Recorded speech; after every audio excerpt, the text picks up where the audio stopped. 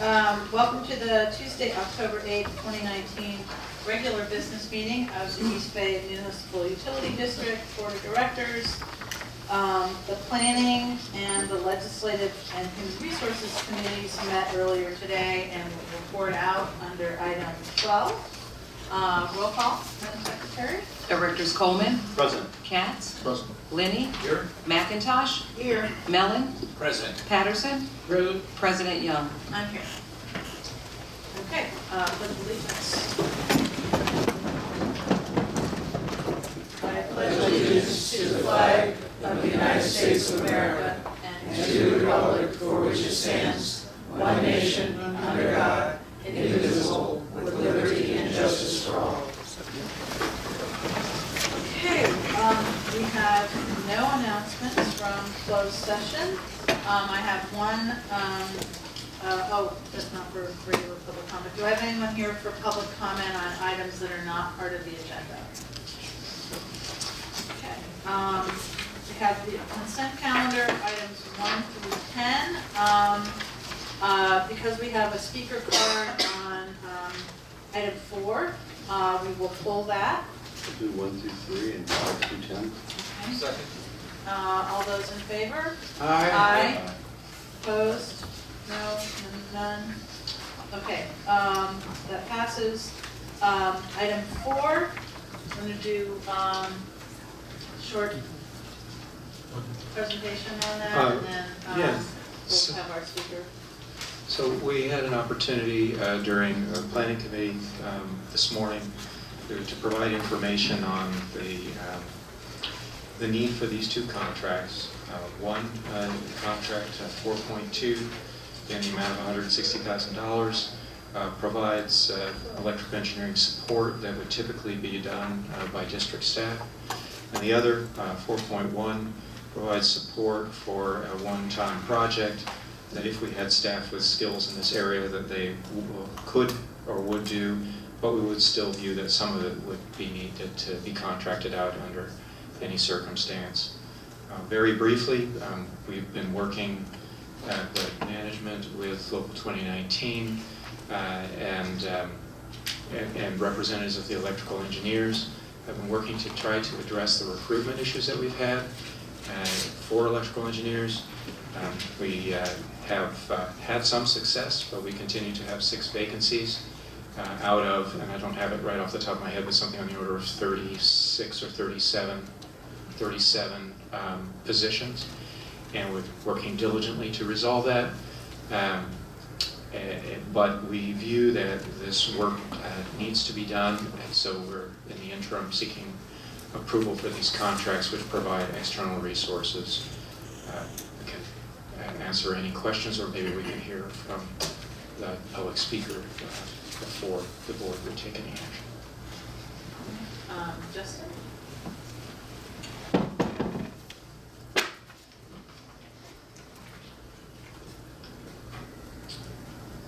Good afternoon.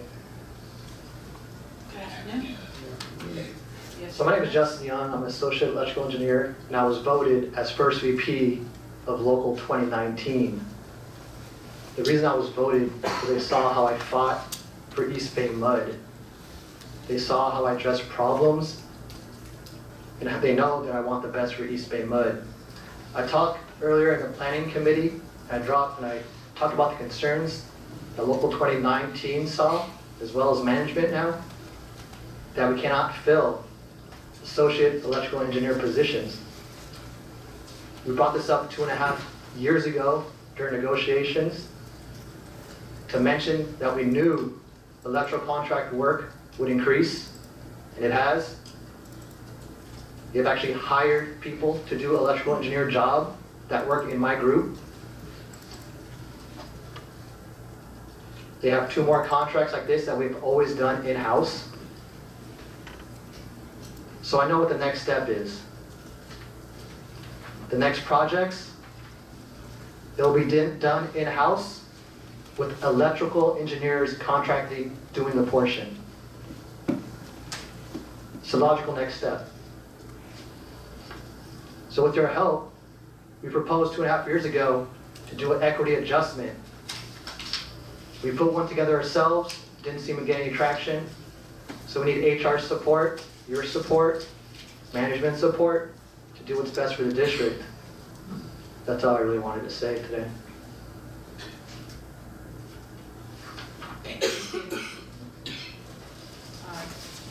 Doug?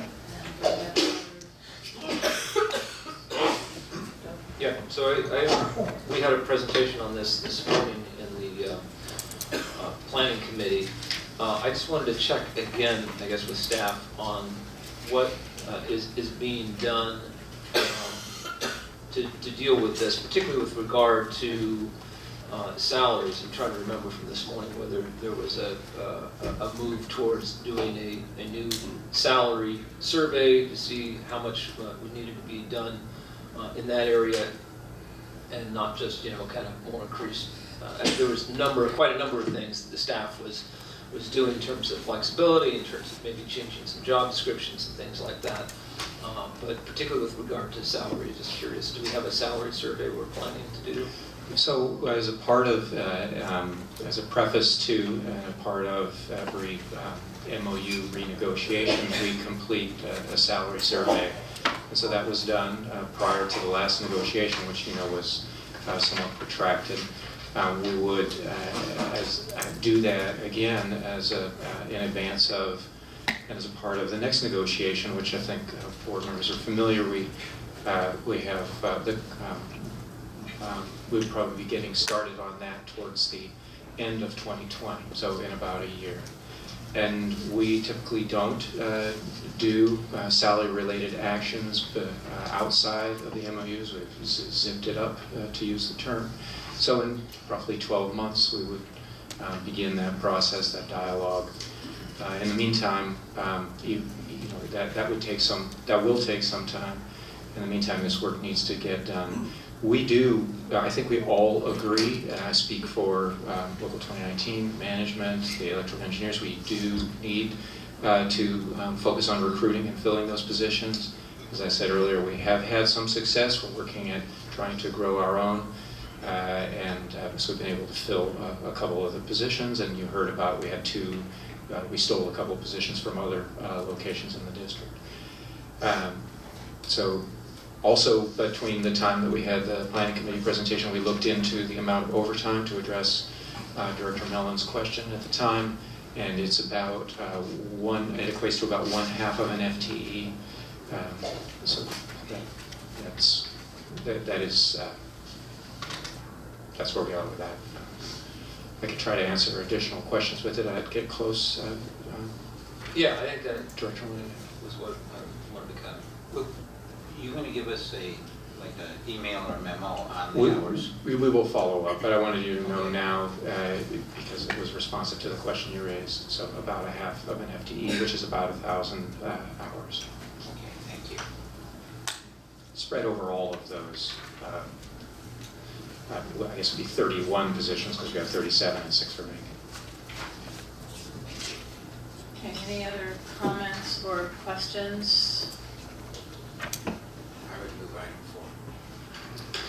Moved by Director Mellon, is there a second?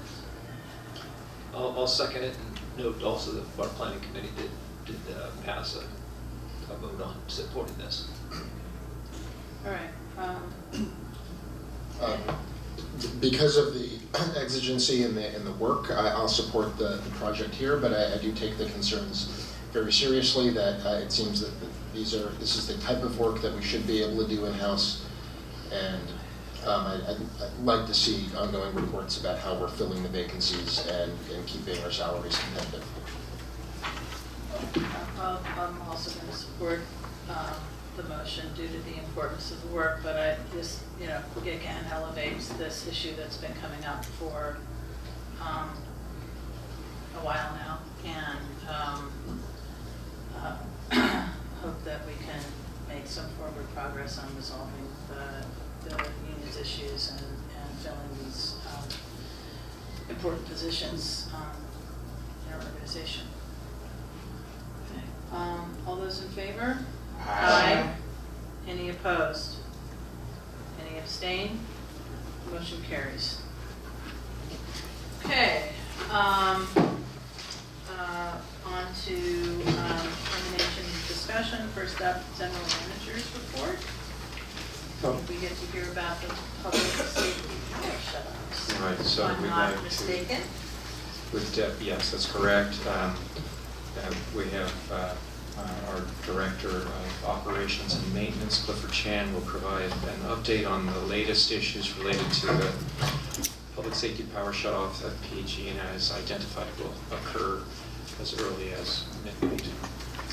Good afternoon, President Young, members of the board. Actually, Kelly Zito and I will make this presentation. It's been a busy couple days for us. You've heard about PSPS in the news yesterday and today, and I think it's only going to continue to build up. It's interesting, our annual emergency operations team exercise next week was based around a PSPS event, so we'll have an opportunity to do an actual response before we do our exercise. We're fortunate, though, that we're very prepared. We've pre-deployed lots of generators. We've conducted tabletop exercises and functional exercises. We've pre-scripted lots of messages, as well as we've done a lot of community outreach. That said, this particular outage is quite large, larger than we had anticipated based on what PG&E had shared with us in all of our preparations. So what are the weather conditions? Starting tomorrow morning around 5 a.m. through Wednesday, we'll be in red flag conditions. This is all from the National Weather Service. There's also a wind advisory tomorrow.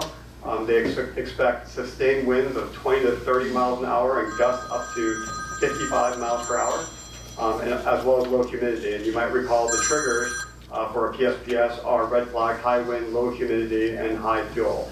And this is what we're seeing right now. So are you saying, Cliff, that power may be starting to be restored on Thursday around 5 p.m.? I'm not, and I'll share with you a timeline. This could be an extended outage. Okay. So just a quick timeline of what led us up until today. So last week, PG&E listed various zones in their service area as elevated. So PG&E has, you could be nothing, elevated, a watch, and a PSPS warning. Over the weekend, they raised it to a PSPS watch. And then yesterday, they activated their emergency operations center. They began conference calls with various stakeholders. And given the breadth and the scope of this particular outage, the district activated its emergency operations team. Today, we're going to continue our coordination with PG&E and our activities to prepare ourselves for a potential outage. So just to give you a sense of when the outage may begin, it may start as early as midnight on Wednesday, or just in 12 hours or so. And it can last up to 5 days. Now, PG&E is breaking this into 3 phases. Even though they're calling this one event, it's broken into 3 phases. And this is a very fluid event right now. The first phase, the outages are going to start around midnight. The second phase around noon tomorrow. And then the third phase, they didn't give us an exact timeline, but it's moving north to south. And just to give you a sense of how fluid this is, we put together this presentation at 12:15, and we were on a conference call with PG&E at 12:30, and they've added 2 more counties. So Siskiyou and Trinity have been added, and it's gone from about 600,000 customers to 790,000 customers. They did tell us yesterday, kind of their model-to-model run has been very stable, so they haven't seen a lot of things change. And the one thing that they did warn us yesterday is they only expect it to get worse, and this is what we're seeing, that this is continuing to get worse. So it's 790,000 customers within Alameda and Contra Costa counties. Again, at 12:15, it was about 72,000 PG&E customers. That's now up to 82,000 PG&E customers. They added 10,000 additional customers in Contra Costa counties. Now, our customers and PG&E's customers are different, so it's about 35,000 East Bay MUD customers that might be affected by a potential outage. I've listed the various cities that are going to be affected in Alameda and Contra Costa counties. I'm not going to go through those, but just to give you a sense of how many cities might see power shutoffs. So what district facilities are affected? They sent us a list this morning of 133 of our facilities that might be affected. That includes 47 pumping plants, 37 of our distribution reservoirs, 2 water treatment plants, and that's Orinda Water Treatment Plant and Lafayette Water Treatment Plant. So Lucky Park is not, Walnut Creek is not? They're within Walnut Creek, like none of our facilities within the Walnut Creek area, I mean, up in the hills, there might be some areas that might be affected. And then there are other facilities. So the Orinda Watershed headquarters is going to be affected, but they have backup power. Lafayette Recreation Area might be shut down as well. And as of 1:30, no wastewater facilities. This map shows you the affected area, so let me explain this map. So the yellow kind of blobs, those are the areas that PG&E is saying that they're going to shut down power. And if you look at those little polygons, let me point in this particular area. So if you look at these particular areas, those are our pressure zones. And this just gives you a sense that PG&E is going to have many more customers affected than the customers in our pressure zones, which is, a subset within that. All those little pins are pumping plants that are within, and then you'll see some that are outside of PG&E's, of the potential outage. So this is quite a large outage that they're talking about right now. So again, this is a very large outage. We're going through and doing analysis. We didn't anticipate that both Orinda and Lafayette water treatment plants would be shut down simultaneously. We're doing an analysis right now to see if we might need an additional portable generator. It would be a fairly large portable generator that we would have to stage out at Lafayette treatment plant. We haven't completed that analysis yet. PG&E also informed us at the 12:30 call today that at 5:30 tonight, they'll actually give us the order in which they'll shut down power by county. So we don't know which order they're going to shut down the various counties. But as far as the response, we are maximizing our storage in the distribution reservoirs. We have field staff out there right now connecting all the portable generators. We verified that we have fuel availability. We've spoken with our vendor and they're available and ready, and we do have backup plans if necessary. We're continuing to participate on calls with the county EOC and PG&E. We're coordinating with our PG&E contact. And at this point, I'm going to pass this off to Kelly to talk about our communications plan. Clifford, before Yes. you go, can you go back to the map, please? Because Yes. I couldn't see Richmond.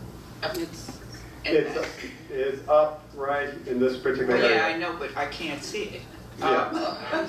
Is there, I can't see what Is is this the extent behind. of our service area that's impacted, or does it go up to Crockett and? Should be shrunk. It includes, so if you look at the facilities, you'll see it includes up to So Rodeo. you just cut off her ward? basically. Yeah, you just cut Ward 1 off altogether. And a chunk of Ward 3. And second. Not intentionally, we're trying to just give you a perspective, but we can provide a better map if you like. That would be Just put it helpful. up online so we can play with it. Actually, it'd be great if we could have this sent to us, so I could download it. No problem. The complete. Yeah. We'll do that shortly. Okay, so I'm here to talk a little bit about how we are going to be communicating with our customers, key stakeholders, and government officials now that we know, per the 12:30 call, that PG&E is moving ahead with the de-energization. Actually, I'm sorry, back. Go ahead, you need to go back again? So USO, I mean, San Leandro is it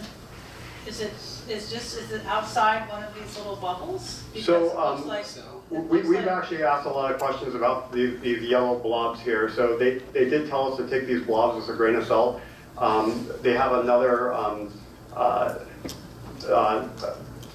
tool, and as well as our contact, they sent us the actual facility. So for example, when you look at this one, if I just went by the yellow blobs, Walnut Creek Water Treatment Plant would have been shut down.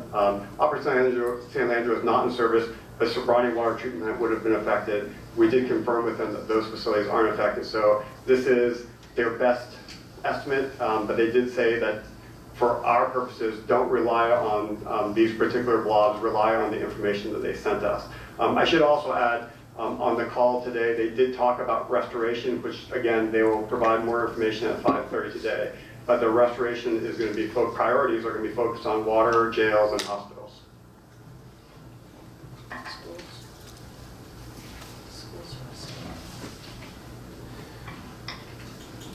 Okay.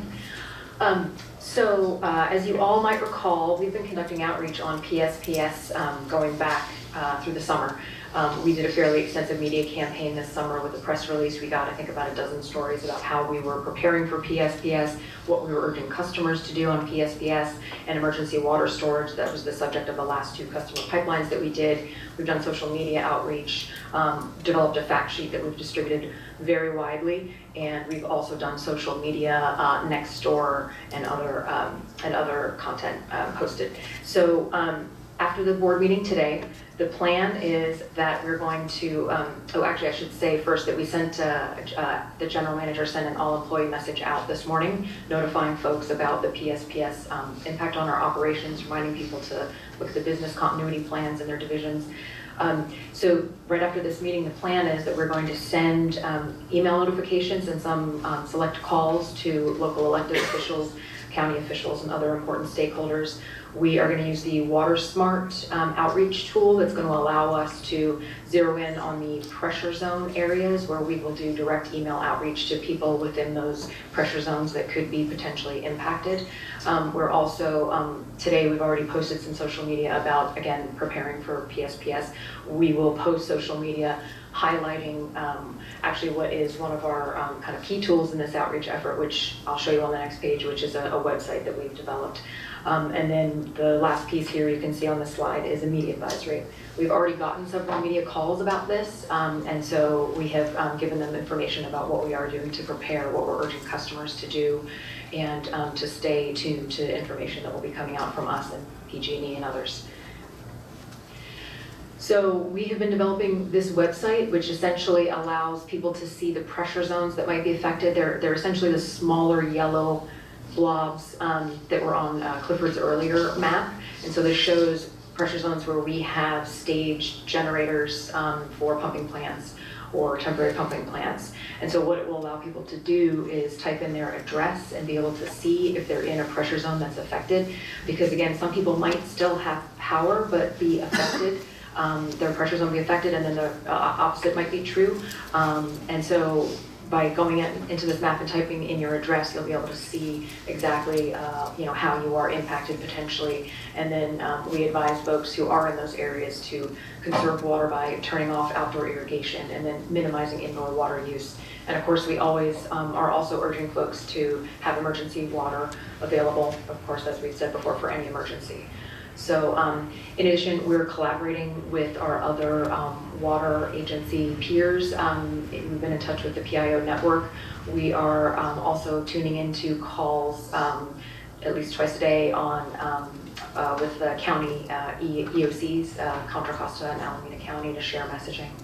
And we'll start this cycle all over again tomorrow once the power actually shuts down, and refresh all these messages and outreach tools to again convey that now the power is shut down, that we will be asking people to actually conserve. Right now we're telling them, get ready, it's coming tomorrow. Once it goes down, we'll have to tell people to absolutely start conserving in these areas. So that's what I have. Question? Wow, I'm looking at the site and I can't read it. I'm sorry, it's a little small. Well, no, it's a script. It's not, you mean it's not up? Well, this is what I'm getting. Well, I don't know that the site is live yet. We were waiting until after the board meeting today to push the button to publish it to go live. We wanted you to have knowledge, and so that you wouldn't be surprised if people started. I was surprised I saw the script. I see. That's a programmer behind the scenes actively working.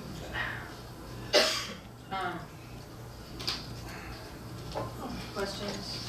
It seems that many customers might have an assumption that if their power isn't out, then PSPS doesn't affect them from the water conservation perspective. Do you have thoughts on how to address the difference between the power outage not being the same thing as being affected by the pressure zone?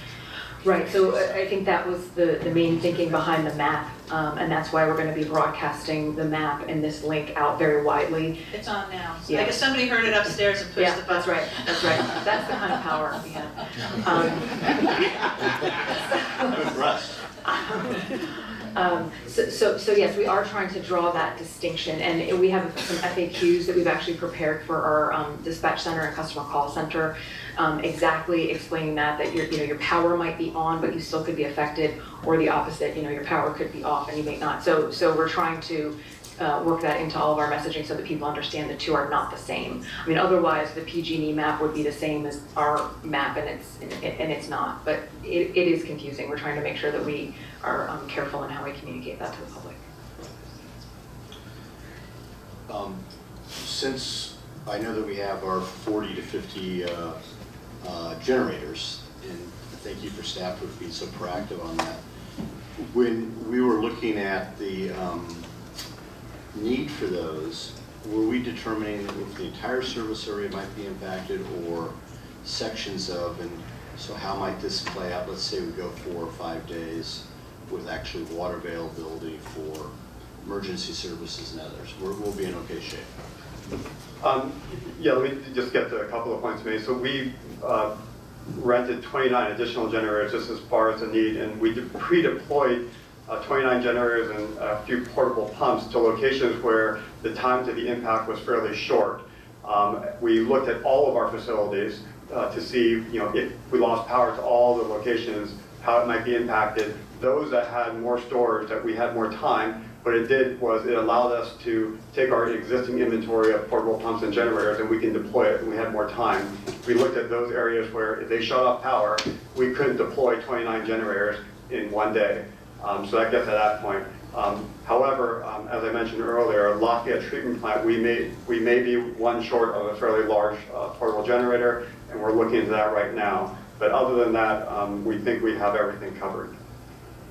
And I would just add that depending on the cost of that, we may take action under my authority, and then we would come back to the board for approval at the next board meeting. I would like to applaud staff for the work and dedication they put into this. I think, hopefully we'll get through it. And hopefully it won't be as severe as it's being forecasted right now. But it's good to know that our agency is, I think, on the forefront of this issue.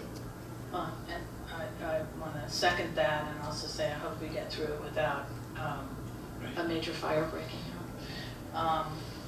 Not that we'll ever know whether doing this avoids that or not, but certainly anything like that, any kind of major fire event would exacerbate and complicate this, especially in areas that are dealing with power shift.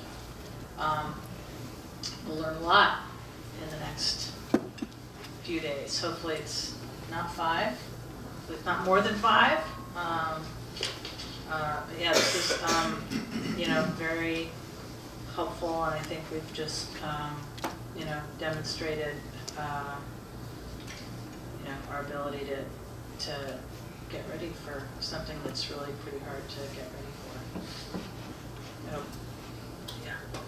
We'll see how it goes. I think some of us will be having house guests over the next few days, that's my guess. Anybody else? Okay. Thank you. Thank you to if you could convey that out to everybody that's been working on this. Much appreciated.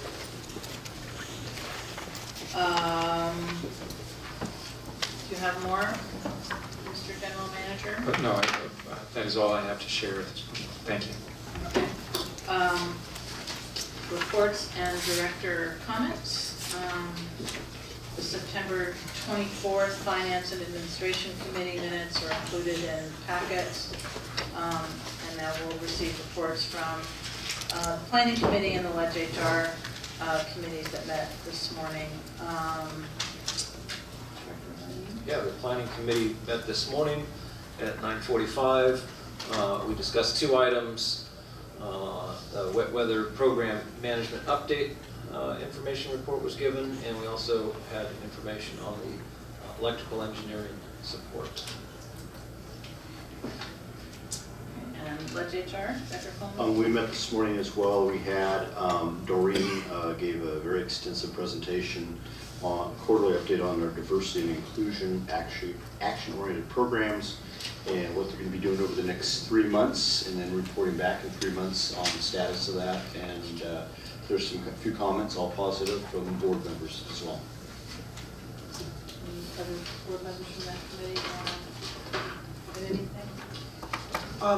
No, but I did, Marguerite, I did advise that you, myself, and Saji had been meeting with the general manager and Laura and Dorian on this issue, and that we're very happy to see it becoming a part of our master plan. And looking forward to it coming back to the committee after they have retained the consultant, so we could have further input. Okay. Any items for future consideration should be, oh wait, we skipped, no. Any items for future consideration should be given to the general manager. Now's director comments.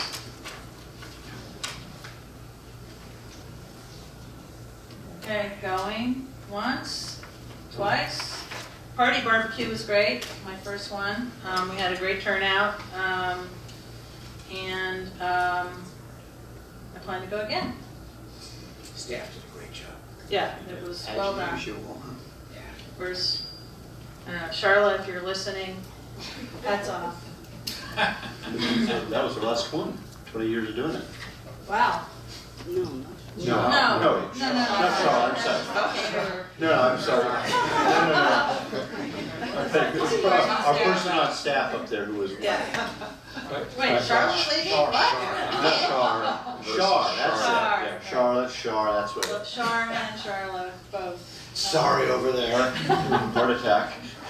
Okay,